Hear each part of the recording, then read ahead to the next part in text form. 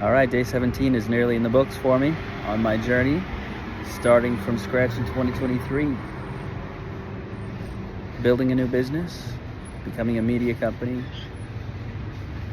being an entrepreneur. So, what have I accomplished today? Making some breakthroughs in mentality. Who I am is the possibility of leadership unleashed. Who I am is the possibility of confidence and power and passion.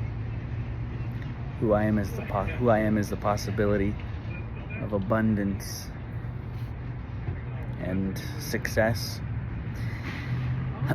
Really starting to step into those new mentalities of what's possible for my life. I made some videos uploading this already and talking about this, but I'm going to talk about it again because this is what I'm learning, right? It's taken me over 2 years to really start to have my mentality and my mind start to reflect what I'm learning. Reading books like Think and Grow Rich, The Science of Getting Rich, The Jackrabbit Factor, taking classes and courses on these things. And just spending tens of thousands of dollars, honestly. I'm not kidding. I haven't tallied it. But over $20,000 minimum, more like probably $30,000 to $40,000 on courses.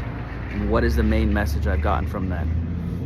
Gotten from these courses, and I don't know, countless hours. It's this. How do you live truth in spite of appearances? Look around. Look at this store. The grocery store here that I'm next to. This is an appearance. This is reality of the moment that this store exists. In 10 years, I could own a store. I could build a store like this, right? That's a possibility in the future. But I don't. And do I want to? Maybe, maybe not. But the point is, this building is a reflection of the current moment and the past, because it took time to put brick on brick to make the bricks and to put it all together. So there's history there, and there's history in my life. I could show you scars, and then there's my memories. But most people are trapped in living in the past, living in appearances. And what is an appearance? A memory is also an appearance. When you remember something, when a memory is triggered, and you react according to how you're copying and living a pattern, that's bringing into existence your past and reliving it. That's proof that I'm at a grocery store. Propane coming outside. So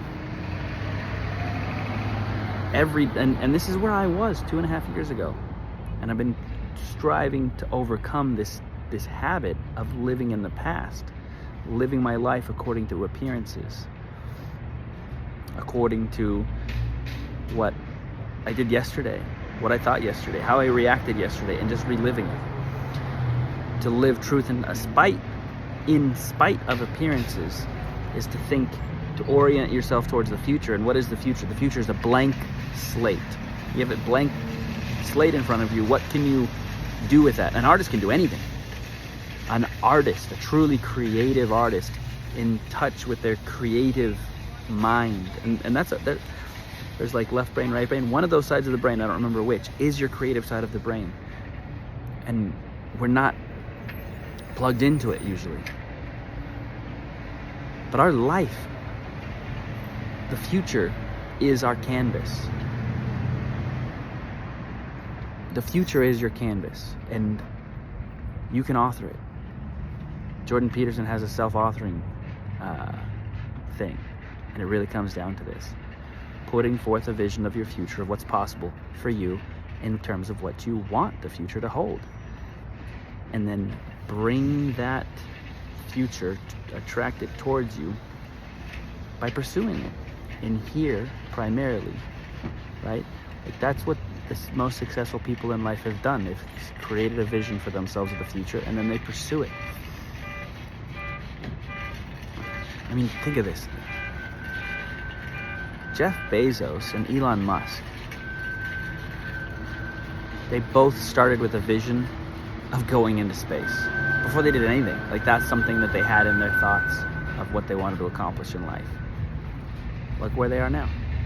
They didn't think, I mean, nobody's succeeded at making a commercial enterprise and going to space. They didn't worry about that. They didn't worry about what others think is possible based on appearances of current reality. They went on a journey to expand current reality by drawing the future to the present. I mean, think about Elon Musk, Tesla. He has the goal of accelerating the acceptance and adoptance of new technologies to help save the planet. He was the only car maker with that vision, and he is revolutionizing the car industry. Love him or hate him, he is changing the landscape.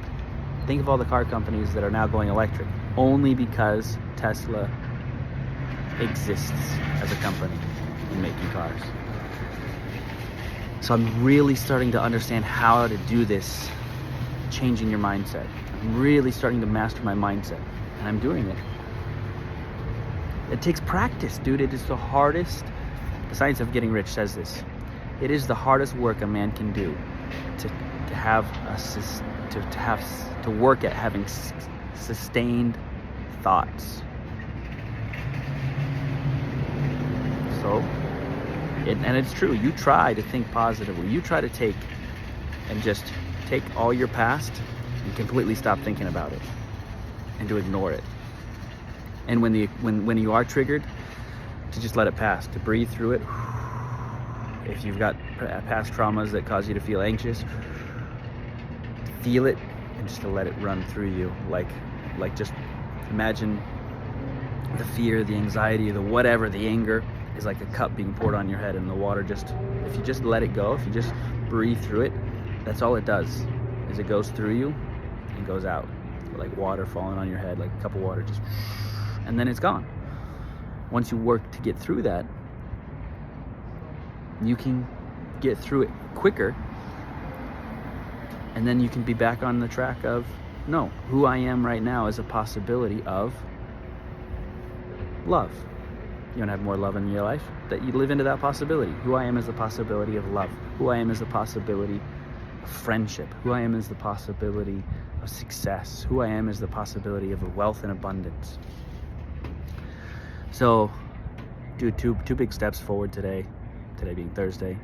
Feeling exhausted up here because I've had more sustained thought up here positively, and it is exhausting. You try it. Try and think positively and dream about your future. Being creative is an exhaustive, because it is actually using a different side of your brain, and especially if it's a side of your brain that you're not used to using, it's tiring. So it's an aspect of thinking to be creative. Here's an example. Right now, think of an animal that has never existed. If you want to do it, take a piece of paper and just draw an animal that has never existed anywhere on the planet or in history. Can you do that? Absolutely, you can. You can draw an animal that no one has ever seen or thought of. You can do that. So can I. It's that ability. Now, it might be difficult, and some people are better at it than others, but it's a skill to think creatively, to think of possibilities, to think in the realm of possibilities. And to think truth in spite of appearances is to think of that possibility as a truth you're pursuing to live into. The timing of it, you can set goals for the timing of things, but it's also, there's a bit of surrender that has to happen to whether it happens or not, and to whether it happens in the time frame or not. So it's like a razor's edge. To think truth in spite of appearances is to think and maintain yourself on this razor's edge of surrendering to that you have no control over outcomes. while at the same time taking actions that you believe are the best actions at that moment to take you to get to that place that you want to go. I'm still learning that, because you fall on both sides, failing to surrender, feeling like you have to be in control of everything, and the complete opposite of like you have no control, so why even try, and you're just like wanting to give up. No, it is a razor's edge to be in that place of surrendering and yet still believing in the future and taking the actions that are the actions you believe and your intuition and heart say are the right and best actions to pursue that outcome. So 18 followers on YouTube, 18 subscribers.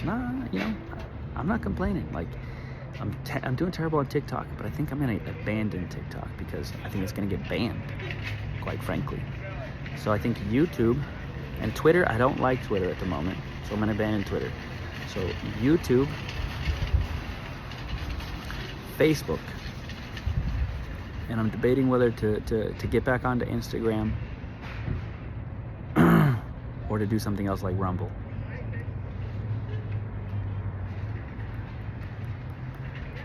It's a good question, something to think about. So anyways, but I've defined my target market. And so really what it comes down to is, where is my target market?